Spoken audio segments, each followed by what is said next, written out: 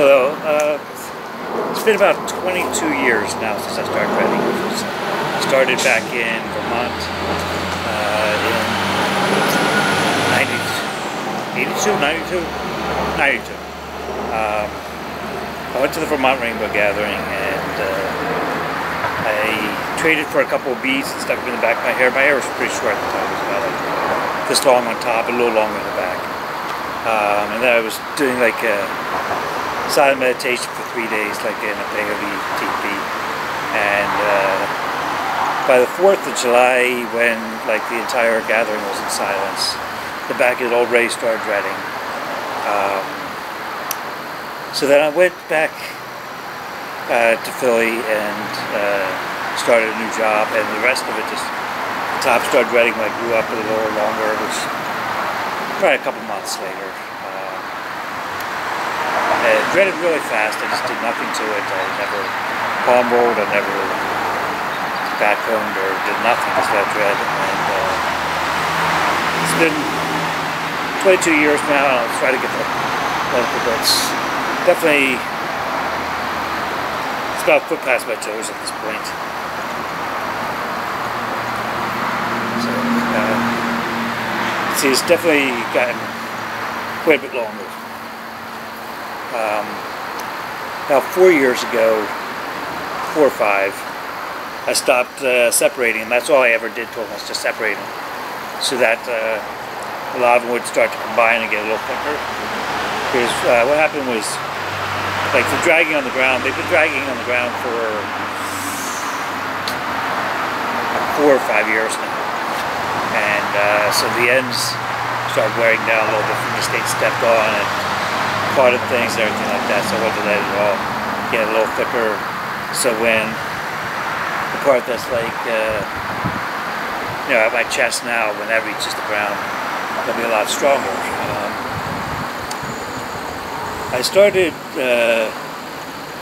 originally I washed with Dr. Bronner's, like diluted like 12 times more water than soap, but then I started using a baking soda recipe, which is not really a wash, it's more of a soap. It's like a deep clean, and that is really good for, especially for new dreads, especially if you're going natural, because you don't have to scrub or anything, so you're not like undoing any knots. Just pour it on, soak for 10 minutes and rinse it off, and that's all it takes. It's super clean.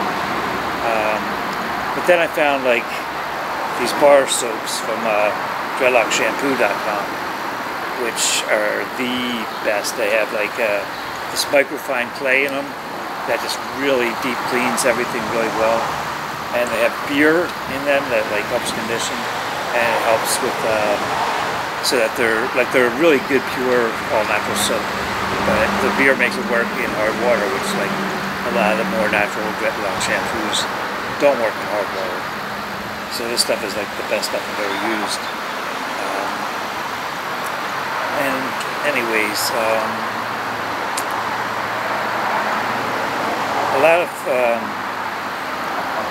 people use some pretty crazy methods to get dreads. Like using wax just makes no sense at all, because all it does is it glues the hair together to make it look dreaded, but it prevents the movement that's needed to make it actually dread. And that's really what dreads need, is just to be free to move and not up, you know, and the wind will knot your hair up, you know, if you let it. And that's all you need. You don't need like to use brute force dreading. And you know, it usually happens a lot quicker than you would expect it to. I mean, I've seen natural dreads form in hours, like overnight. More typical is a couple weeks. The average is a couple months. It does take a couple months for most people. But you know, it does happen pretty quickly in general. Anyways, some of these brute force methods like crochet, you're jabbing a needle through your dread, which is pretty solid, you know, over and over and over and over and over for years, and you're just breaking hairs and weakening your dreads, you know. And you know, they will get some loose hairs on them. That's normal, especially when they're clean. You know, you get little fuzzies. You know, but when you're poking holes, you're making more fuzzies. So you're making the need to poke more holes. You know, because you're just constantly breaking hairs, and those hairs are going to be popping up all over the place.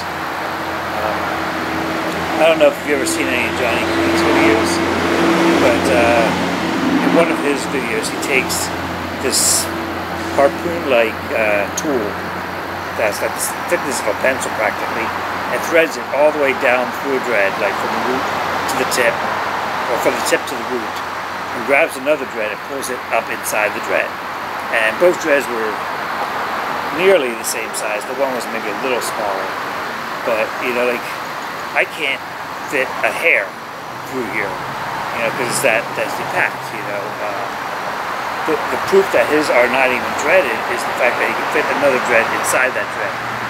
You know, all the wax, what it does is like it holds your hair in place and hardens. So like your dread just, it seems to mature, but it doesn't actually mature. It just looks mature. But you know, you never really get any more knots than you had on day one. I didn't really want to get into all that kind of stuff, but I just want to say, if you're gonna dread, you know, like try the natural way first. A lot of the more harmful ways, they're just not worth it. And like I know a lot of like African Americans will like use twisting, which it's a good method to start, but not to maintain. You know, because what happens is like people will keep twisting and twisting, and you're pulling the hair from a bigger area into a smaller and smaller dread, and you're making the roots very, very thin, and then they break, and then you get traction alopecia. They tell you that look with like all the baldness around the dreads is a tidy look, but really that is a disease called traction alopecia, which will get more and more progressive over the years until like the crown of your head is bald. And I've seen people lose almost all their hair, like 3/4 of their dreads. And you know, just a big bald spot that takes like a long time to recover from. You know, the same as with like interlocking or anything that tightens up the roots more than they need to be tight.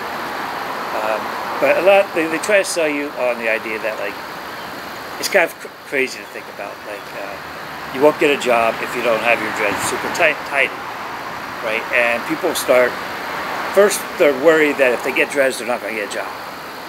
Then they find out, okay, I can get a job with dreads, but I have to make sure I don't have any loose hairs. So which is it? Are they worried about the dreads or the loose hairs? Because you had loose hairs all your life. Nobody who doesn't care about your dreads is going to care about the loose hairs. You know, it's just crazy to think that. But the other thing is, you have really one legal defense for your dreads, and that is that they are for spiritual purpose. But you screw yourself out of that if you maintain your dreads. You know, because you know, spiritual dreads are supposed to be just let nature take its course and let it happen. So I mean, that's your one legal defense. So once you do maintain to please a boss that probably would never say anything in the first place, then you have no more legal defense, and they can say, okay, well, enough is enough, cut them off instead, or cover them up, or hide them, or whatever. You know, they just use like fear tactics, and I've had like locticians come up to me on the street, you know, and anybody with dreads has this happen. Locticians will come up to you and say, I can fix your dreads. And I'm looking at it, it's like, what's wrong with them? You know, they've been fine for like 22 years now, and everybody I've ever met says that they're the most beautiful dreads they've ever seen. So what's wrong with them? Well, we could tidy them up. And it's like, what, like remove all personalities so that they all look identical with like no distinction at all. Because, you know, they'll make every dread look exactly the same. You know, and that destroys all the fun of it. Because, I mean, dreads are constantly changing. I mean, you'll find new things happen, even after years. You find new things happening all the time. You know, new dreads forming, like this one up here. You know, a bunch of baby dreads forming. You know, it's part of the fun of it is just watching them develop and like grow and like, you know, they're like children. They develop their own personalities. They misbehave sometimes, you know, and you get to love every one of them instead of us having each one be identical, so you don't know, you know, which one's your favorite. You know, I don't know. I just like the organic way they form. You know, I mean, like some do form flat, and there's nothing wrong with flat. You know, it's just how they form. I mean, it's like basically like the two things that really form dread is movement and compression. So that's living, going out and doing what you do, and sleeping. You know, you lay down and you're compressing them. You know, that's all that dreads really need, is just to go about living your life and letting it happen. And it's an amazing journey. And I wouldn't change a thing.